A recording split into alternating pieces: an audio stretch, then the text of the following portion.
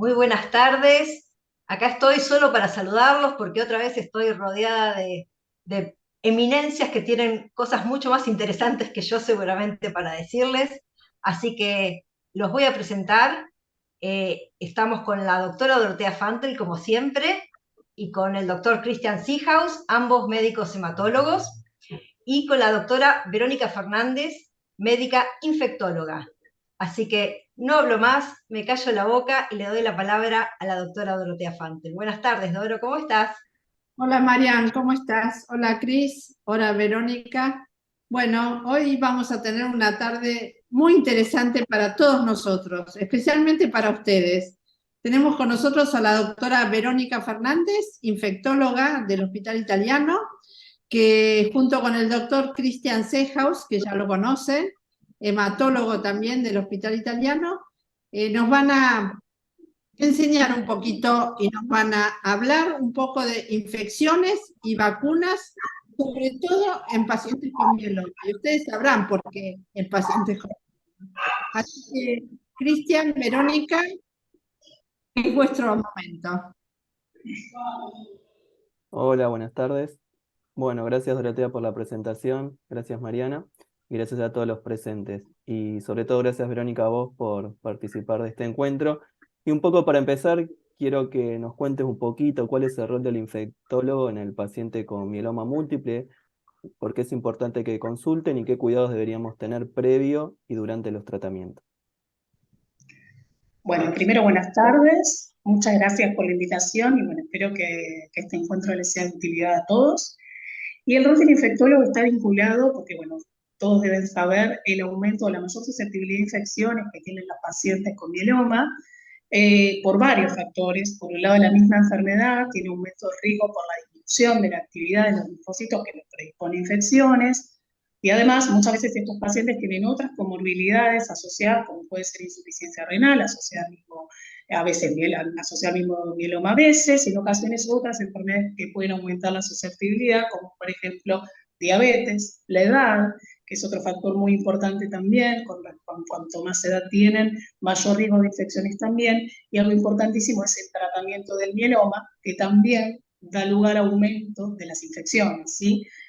Muchas veces usan corticoides altas dosis, deben saber, por ejemplo, bortezomib les debe sonar, y muchos tratamientos quimioterápicos que pueden también aumentar el riesgo.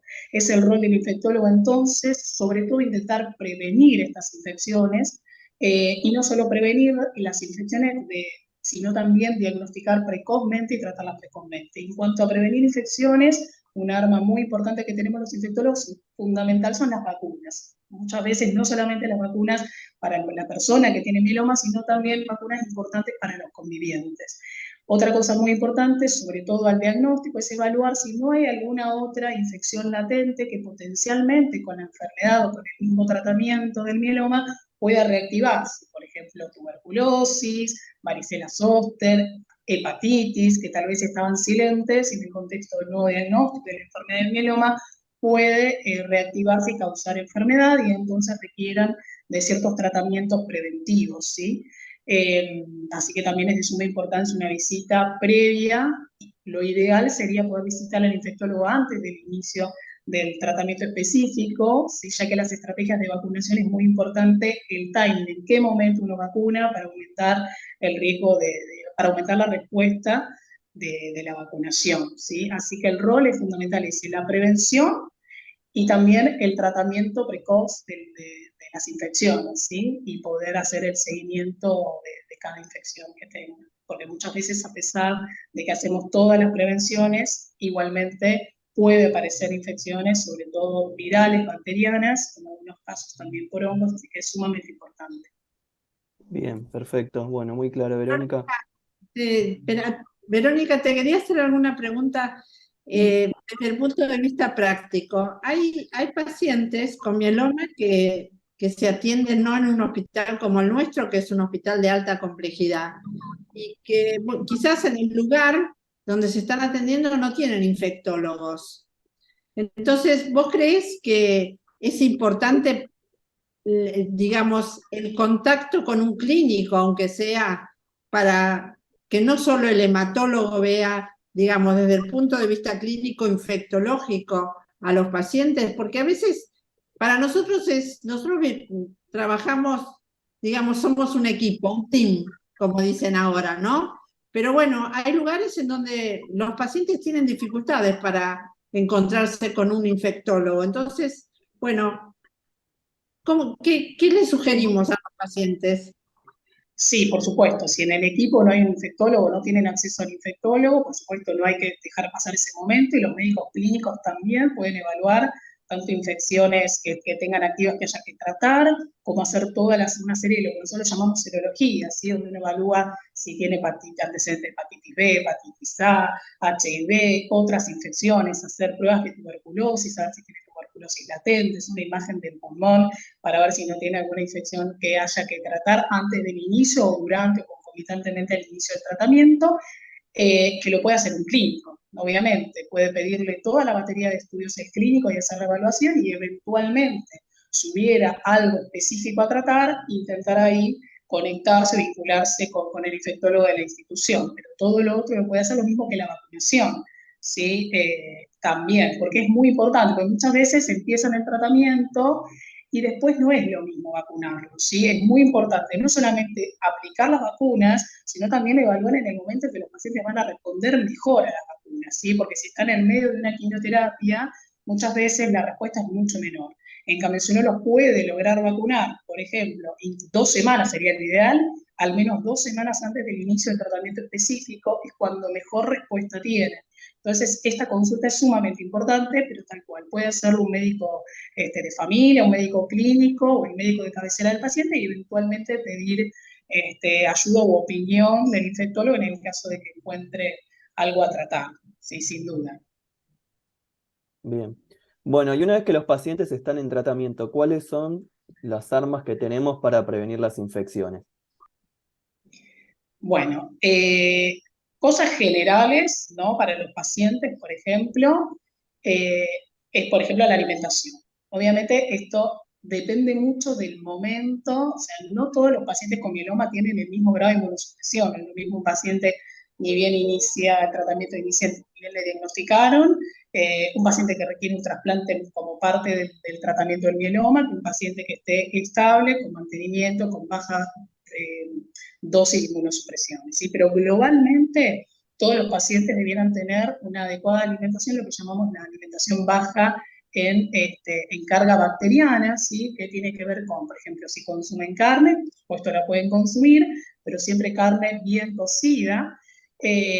Los lácteos también pueden consumir, pero siempre que tienen que ser lácteos pasteurizados, leche pasteurizada, queso, que no sea queso de campo o queso que tenga agregados de microorganismos, por ejemplo, el Roquefort, para dar una idea, es ideal que no. Huevo, otra cosa importante, huevo siempre cocido. Algo importante a tratar de no consumir es todo lo que tenga que ver con mayonesa casera, miel casera, mostaza en granos, o otra cosa que preguntan mucho los pacientes, que tiene que ver con todas las especies para intentar cocinar. Idealmente hay que agregarlas durante la cocción para disminuir el riesgo del contenido de hongos de ellas. Otra cosa importantísima es el agua que a consumir, no solamente a consumir para tomar, sino también, por ejemplo, para lavar las frutas, las verduras, también para higienizarse, para lavarse los dientes, que tiene que ser agua potable, si no es potable puede ser agua mineral, y si no pueden disponer de ninguna de ellas, la otra opción, acuérdense que es servir el agua por 3 minutos, o poner 2 gotitas de lavandina en 1 litro de agua y dejar 30 minutos y después lo pueden consumir.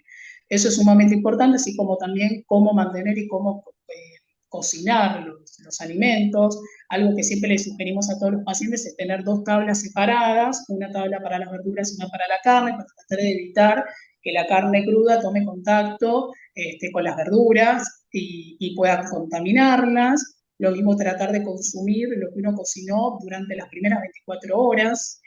Otra cosa importante es no dejarlo más de 2 horas fuera de la heladera, y en el caso de que tengamos mezcla de carne cocida, o sea, de algo cocinado, ¿no? Y carne cruda, que no se contamine, tratar de taparlos.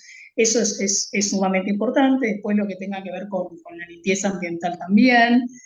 Es importante mantener el hogar bien aireado, si puede ser, evitar para la limpieza todo lo que tenga que ver con levantar polvo, porque el polvillo lo que tiene muchas veces es esporas de hongos que se puede inhalar y causar infección, ¿sí? Entonces es de suma importancia, nada de plumeros, intentar al máximo posible, si es posible, por supuesto, no tener alfombras, o en el caso que haya alfombras que se aspiran donde el paciente no esté en ese momento.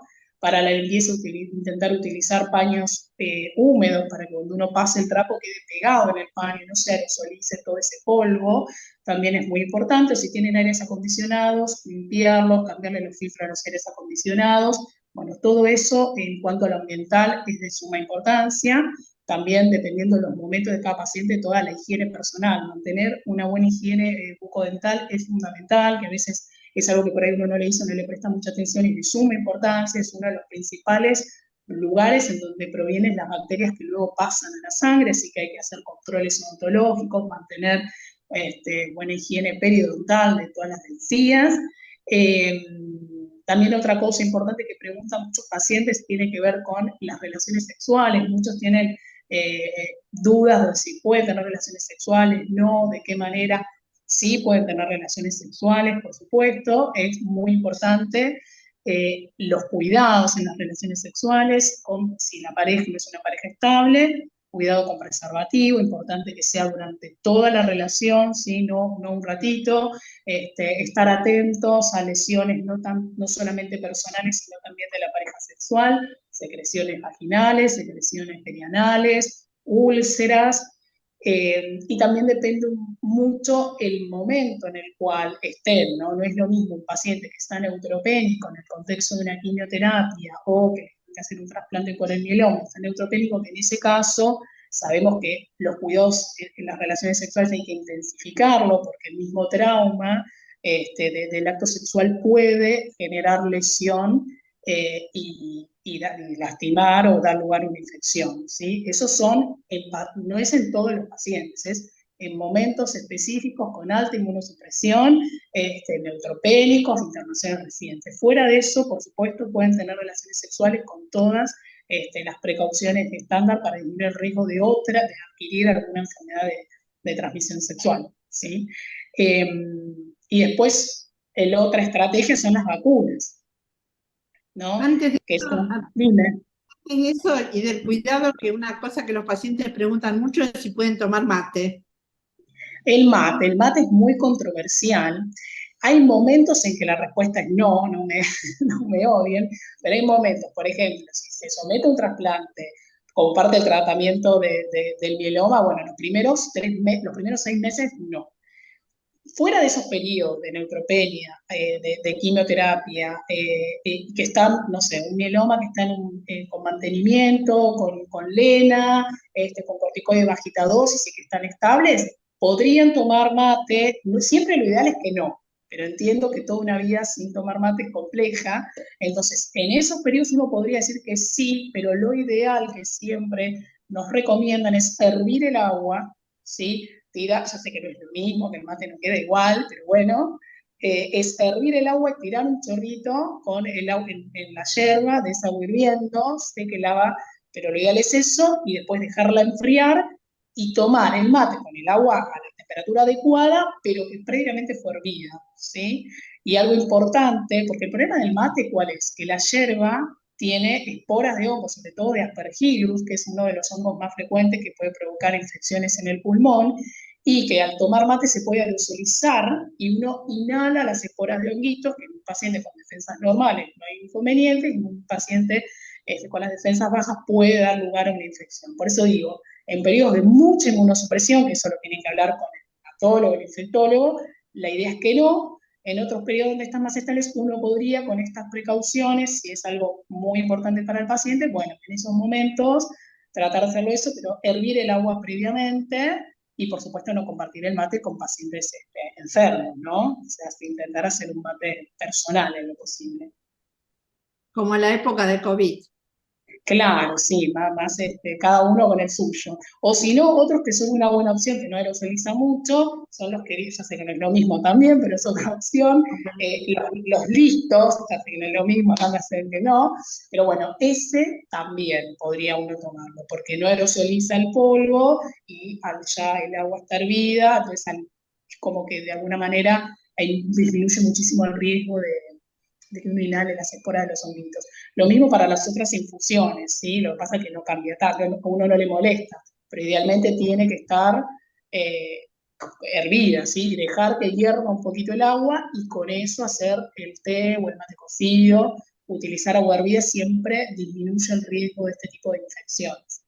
El tema es que en el mate tiene un impacto porque no es tan rico cuando uno deja hervir el agua, en las otras infusiones no te molesta tanto, obviamente. Sabés que te acabas de ganar varios enemigos, ¿no? Me Sabés que imagino. hay muchos que están escribiendo, no la quiero escuchar más a la No doctora. la quiero más. Creo que por eso aclaró Verónica Vienes en el momento de mayor inmunosupresión, pero bueno, eso hay que charlarlo un poco en el momento del tratamiento y no durante todo el curso Claro, de no la es para evolución de la siempre. Hay enfermedad. momentos en que el riesgo es mucho más bajo y bueno, uno puede liberar un poquito, ¿no? Porque es muy difícil todo el tiempo tantas precauciones. No hay momentos en que se puede liberar un poquito las precauciones y hay momentos para ajustar un poco, ¿sí? Depende de cada paciente, pero es fundamental hablarlo con su hematólogo y si tienen infectólogo con su infectólogo para ver en qué momentos uno puede tener estos permitidos, ¿no? Por decirlo de alguna manera. Bien. ¿Y el calendario de vacunación, Verónica, cómo deberíamos un poco enfocar según la etapa del tratamiento, si es antes o después, y qué vacunas nos recomendás? Ideal antes.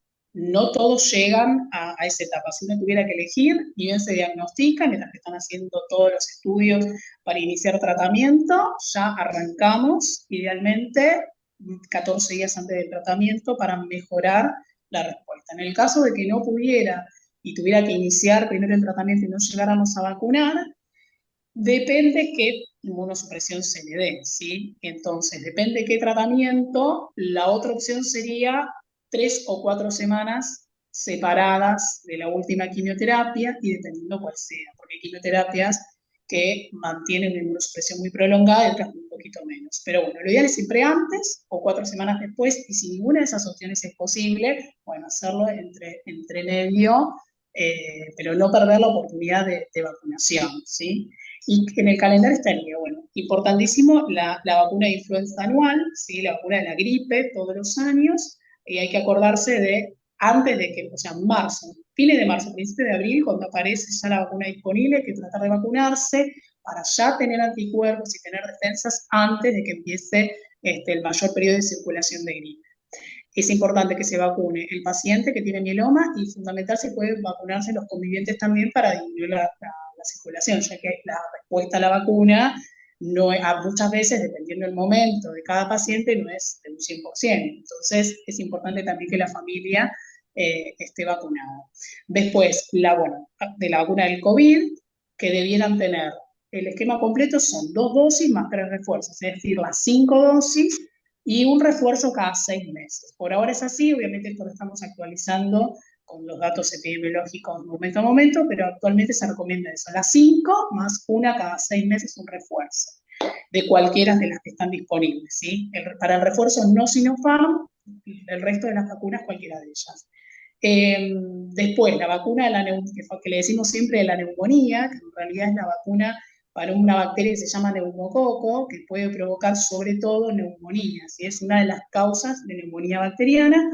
Hay 2 vacunas disponibles que deben de aplicarse las 2, una que se llama Prevenar 13, que cubre 13 serotipos de este neumococo, que idealmente uno debiera dar primero esa, y a los 2 meses aplicar la otra, que es la vacuna que se llama polisacaria, que es la 23, que cubre los otros 23 serotipos. Entonces hay que dar primero la Prevenar y a los 2 meses la Neumo 23. Y la Neumo 23 hay que volver a aplicar a los 5 años una dosis extra, ¿sí?, de refuerzo.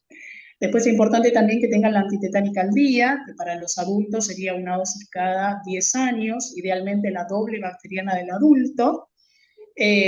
Importante también la vacunación para hepatitis, ¿sí? Habíamos dicho que íbamos a hacer un laboratorio buscando el estado de hepatitis, si tuvieron, si están vacunados previamente o no, y de acuerdo a eso, evaluar si hay que darle vacuna de hepatitis A y hepatitis B, que son las dos que tenemos disponibles.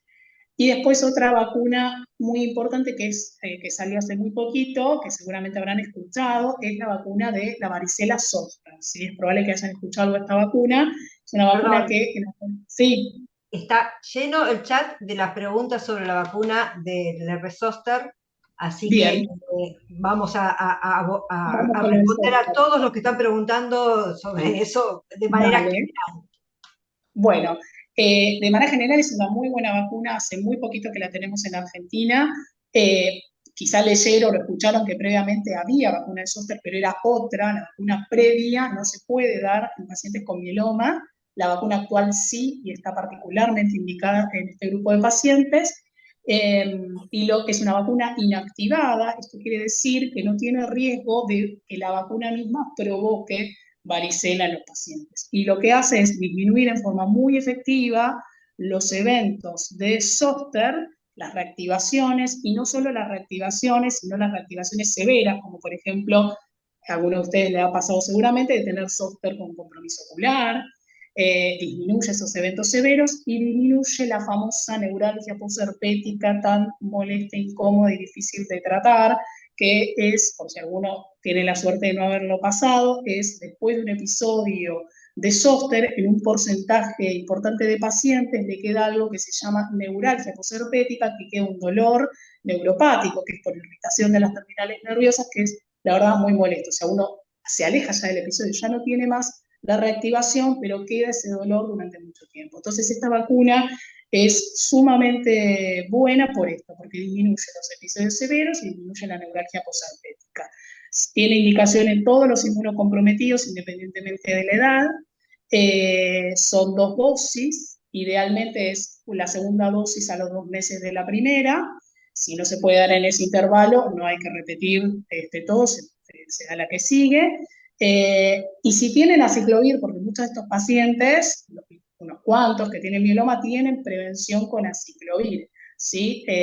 Hay que seguir, por ahora, seguir con aciclovir preventivo a pesar de la vacuna, ¿sí? Recordemos que lo mismo, a veces, yo no quiere decir que porque se den la vacuna no puedan tener un episodio, o sea, pueden tener algún episodio de zóster, pero en general es mucho más leve, ¿sí? Con mucho menos riesgo de la neuralgia posherpética. Pero continuamos con el tratamiento preventivo con aciclovir porque no todos tienen una respuesta al 100%, ¿sí? Depende el momento de cada paciente, ¿sí? Pero la verdad que es una muy buena vacuna con pocos eventos adversos.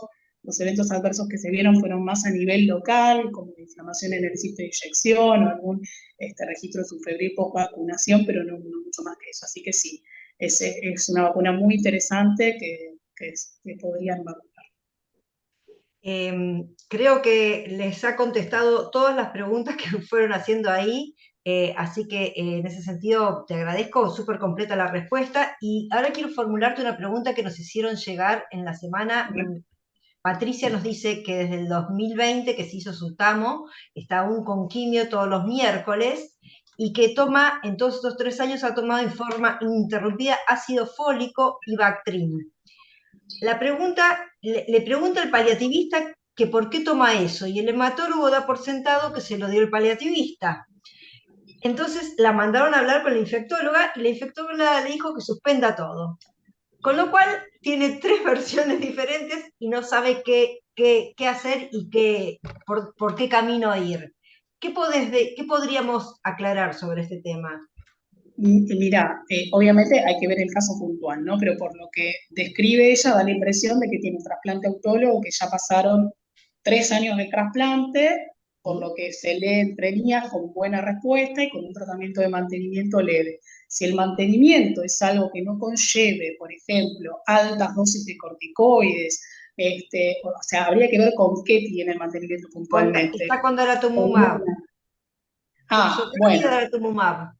bien, si tiene solamente eso, sin corticoides y nada más, uno podría suspender el Bactrim. Una estrategia que hacemos a veces para asegurarnos, porque a todos nos da con un poco de miedo es, a veces le usamos incluso los linfocitos CD4 para ver los niveles que tiene, y si tiene buenos niveles, más tranquilos se los suspendemos, ¿sí? Pero en realidad el trasplante autólogo per se, a más allá de 6 meses, uno puede suspenderlo, el Bactrim, salvo que persista con una supresión muy alta por el mieloma, pero por el trasplante solito ya lo podría suspender. A veces se lo volvemos a poner intermitentemente de acuerdo al mantenimiento que requiera por el mieloma y no por el trasplante anterior que ya estaría, ¿sí? Perdón que me meta, pero bueno, esto deberíamos ver bien caso por caso, porque muchas veces, según el momento del tratamiento con daratumumab, está asociado a altas dosis de corticoides como premedicación o como parte del tratamiento. Entonces, Si tiene bueno, corticoides, va con Bactrim, sí.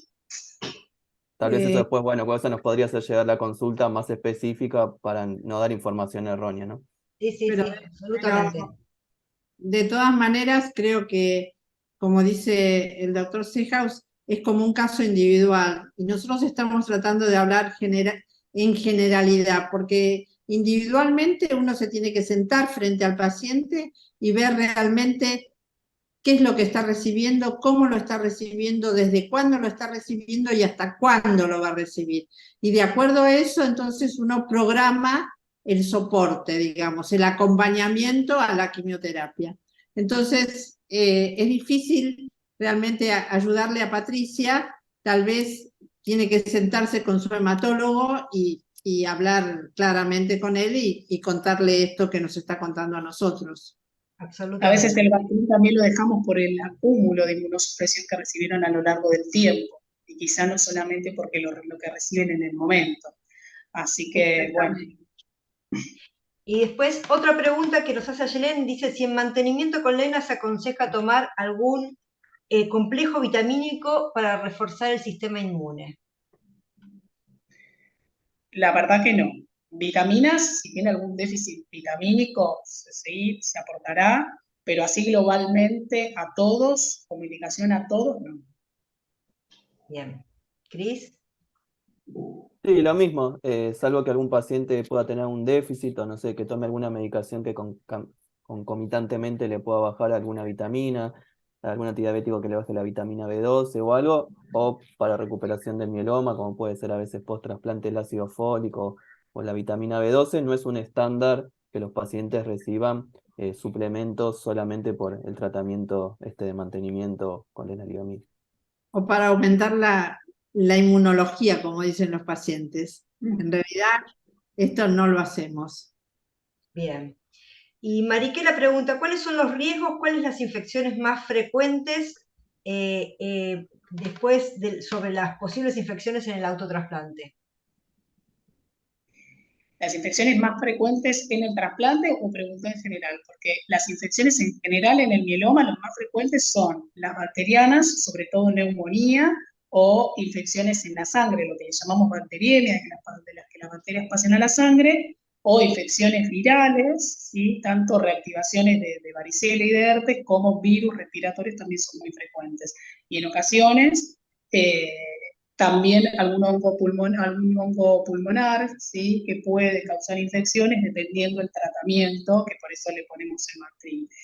Y en el trasplante en particular, todas esas se exacerban, por supuesto, ¿sí? Porque tienen un grado de inmunosupresión mucho mayor, entonces tienen más riesgo de hacer justamente infecciones virales, bacterianas y también infecciones por hongos que se exacerban durante el tratamiento de trasplante. Bien. Javiva nos pregunta, te pregunta en realidad, si tomar antivirales durante el tratamiento ayuda. Tomar antivirales preventivos, dicen. Supongo que se referirá a la ciclovir, ¿no? Porque hay distintos antivirales. Si es la ciclovir en particular, lo que ayuda es a prevenir el riesgo de reactivación tanto de la varicela y del zóster como de las infecciones por herpes. Esa sería la indicación. Bien. Hay algunos otros antivirales que se pueden utilizar. Se puede utilizar en vez de aciclovir, se puede usar valaciclovir, que también es otra de las opciones, con el mismo grado de recomendación. Cualquiera de ellos es sumamente efectivo, nosotros estamos más familiarizados con el aciclovir, pero ambas se pueden dar. Yo decía por ahí si ella se refería a algún otro antiviral para algún otro virus, digo, pero si es para el herpes o la varicela puntualmente, esa es la indicación. Bueno, no sé, a todos les quiero decir los que están escribiendo que las preguntas que ya fuimos contestando son las generales, ¿no? Que hay muchas preguntas que son como muy particulares de situaciones que le pasan puntualmente a cada uno, y eso es lo que dijo recién la doctora Dorotea y el doctor Christian Seehaus, que lo tienen que consultar sí o sí con sus médicos tratantes, que son quienes entienden perfectamente y conocen sus historias clínicas como para dar la mejor indicación. Por mi parte, no tengo más preguntas, no sé, Cristian y Dorotea, si quieren poner alguna otra cuestión sobre... Sí. Pero me gustaría que les recomiendes a los pacientes qué pasa si tienen fiebre, si tienen 37,3, 37,6, 39. Contame No un poquito. subestimen. La palabra así grande es no subestimen, porque me pasa un montón que llegan los pacientes de, no, vengo con fiebre hace 2 o 3 días, pero no vine porque no. No, es importantísimo, es una pauta de alarma importante que tienen que tener la fiebre, ¿sí? Porque en ellos la fiebre muchas veces puede hablar de una infección severa, no siempre, puede que no, pero tienen que consultar para que el médico lo pueda evaluar y pueda descartar una infección severa, y en el caso de ser severa, precozmente instaurar un tratamiento que cambia mucho la evolución de la infección si uno lo inicia en forma precoz. Así que es importante que consulten siempre, que en el caso de que no tengan que consultar, no importa, van a la guardia, pero nada de tomar paracetamol o ibuprofeno y quedarse en casa. No, es importante que consulten, que sean evaluados y que lo hagan en forma precoz, ¿sí? Muchas veces ¿Con puede ser... cuánto?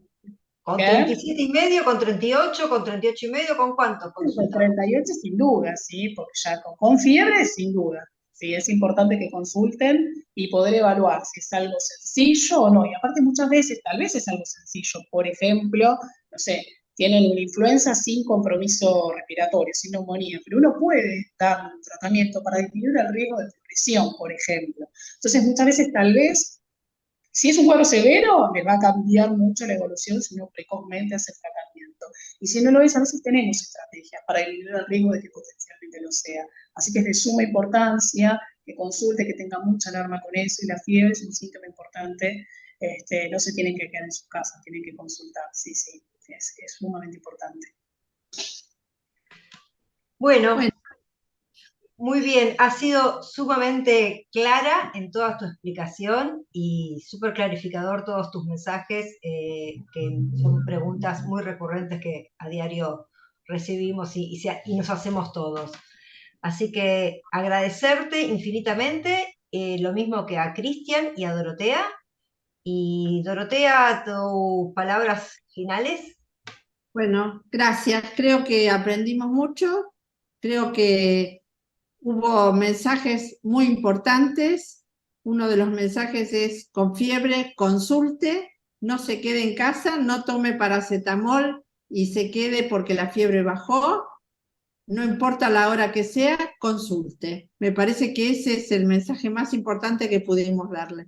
Y como dijo Verónica, bueno, importante la vacunación y importante el cuidado personal. Verónica y Cristian, muchísimas gracias, y termino agradeciendo también a Janssen, que nos dio la posibilidad de hacer esta videoconferencia. Mariana, como siempre, muchas gracias por llevar adelante nuestra fundación. Un abrazo muy grande a todos. Nos vemos la próxima. Que estén muy bien. Gracias. Hasta la próxima. Chao, hasta luego.